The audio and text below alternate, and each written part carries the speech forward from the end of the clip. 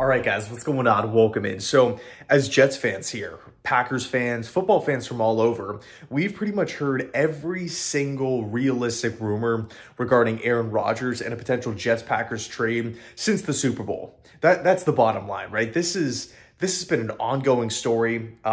Again, like anything that you could potentially think of, whether it's a contract holdup, whether it's a draft pick holdup, whether it's the Packers holding out, the Jets holding out, one team lowballing the other.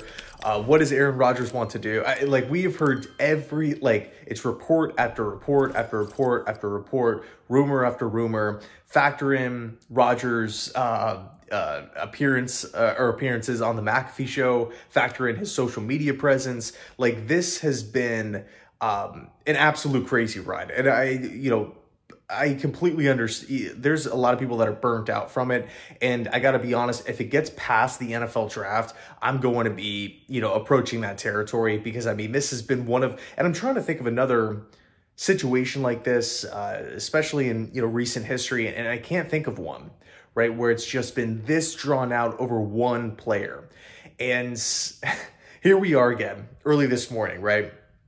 Friday, April 7th, Jeremy Fowler of ESPN is coming in with his, from what he's hearing, with the latest on the Aaron Rodgers situation. And basically, according to him, he's reporting that a trade could be resolved on day one of the NFL draft. He said, a lot of this deal, I'm told, remains pretty much done.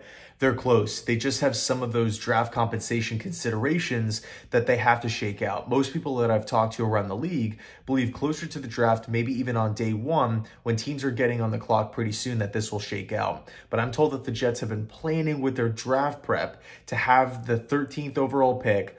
That's not a major consideration to have to give up to the Packers in a trade. So based off of this report, I gotta be honest, it does seem pretty realistic. It does seem pretty spot on, if you ask me. I do think the NFL draft is a bit of a soft deadline. Up until that point, you got to think that Green Bay is somewhat interested in adding players adding extra players in this draft class to really surround Jordan Love with talent, replace the guys that they've lost in free agency. That's my mindset. I want to give Jordan Love the best, the most talent around him in year one as the full-time starting quarterback. I don't want to be at the end of the season as a Packer fan and have a lack of clarity on, man, is this guy the guy? Is he the franchise to build around? Should we potentially move on or, do something else? We just don't know, because he didn't have enough weapons around him. He didn't have enough talent around him. At this point, Jordan Love should be ready to play. But as far as actual talent is concerned, the team could always do more to add to that room. And extra draft compensation this year will definitely achieve that. This is coming from Jeremy Fowler, who was all over the Derek Carr situation. And I don't know, I just can't shake that day where Derek Carr signed with the New Orleans Saints. He signed a 4-year deal worth $160 million. Literally an hour before that news came out, Fowler reported that Carr has a slight lean to the Jets. And, I was expecting news to break later on that day that he was signing with the Jets. And then, he ends up, like I said, an hour later going with New Orleans. But in any case, I'm just looking at this report here. To me, it seems pretty accurate. I think the Packers and the Jets, both parties have said, hey, there's no rush to get this done. There's not this massive sense of urgency. We got to figure this out as soon as possible.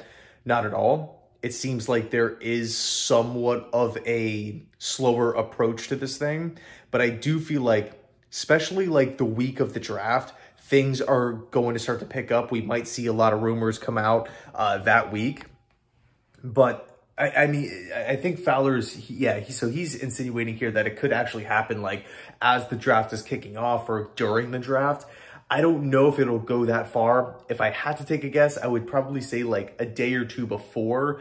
That way, because think of it, if you're the Green Bay Packers and you're dealing a quarterback in Aaron Rodgers here, and you want to acquire picks in this year's class, that's why the pressure's on, to work out a deal. If they don't, right, if they're looking at this class from top to bottom, they're like, we don't really we're not really sold on a lot of these different guys, or maybe we really want the 13th overall pick and the Jets aren't budging. So it's like, it is what it is. We're not going to, rush into this thing like completely gung ho, like let's trade Aaron Rodgers and get these random picks and kind of move forward.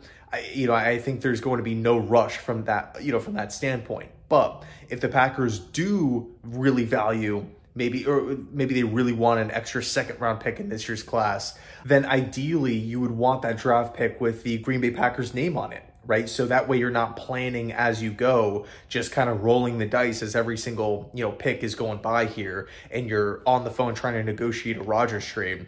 But you could also push back and say, well, if the Packers want one specific player, two specific players, and they have to wait until the second round, then you know what? We're fine on waiting, because we want to make sure that he's there.